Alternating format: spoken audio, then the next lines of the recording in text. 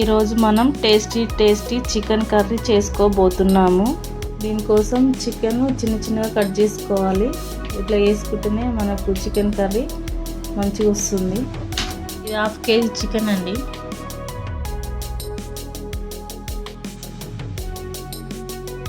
ఇప్పుడు దీంట్లో 2 స్పూన్ల కారం వేసుకోవాలి.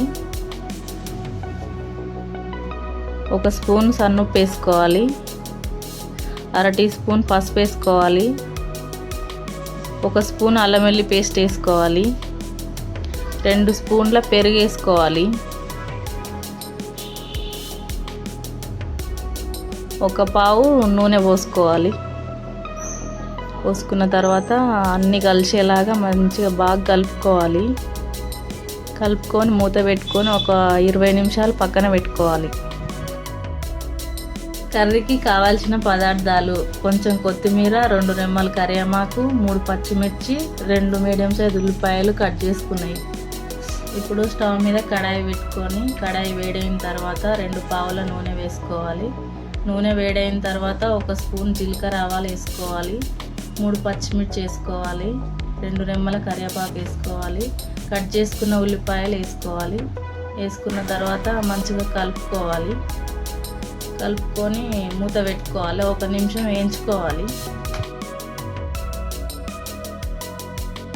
ఇప్పుడు 1 నిమిషం తర్వాత మూత తీసుకోవాలి. తీసుకున్న తర్వాత మనం ఉల్లిపాయలు మంచిగా బ్రౌన్ కలర్ వచ్చినాయి. ఒకసారి కలబెట్టుకోవాలి. తర్వాత మనం అన్నీ కలిపి పెట్టుకున్నాం కదా చికెన్, అది వేసుకోవాలి. వేసుకున్న తర్వాత మంచిగా కలుపుకోవాలి. బాగా కలుపుకోవాలి. మంచిగా కలుపుకున్న తర్వాత మూత పెట్టుకోవాలి. మూత పెట్టుకొని ఒక 5 నిమిషాలు ఉడికించుకోవాలి. తర్వాత మూత తీసుకొని చికెన్ని బాగా కలుపుకోవాలి. కలుపుకున్న తర్వాత మూత పెట్టుకొని ఒక 5 నిమిషాలు మగ్గించుకోవాలి.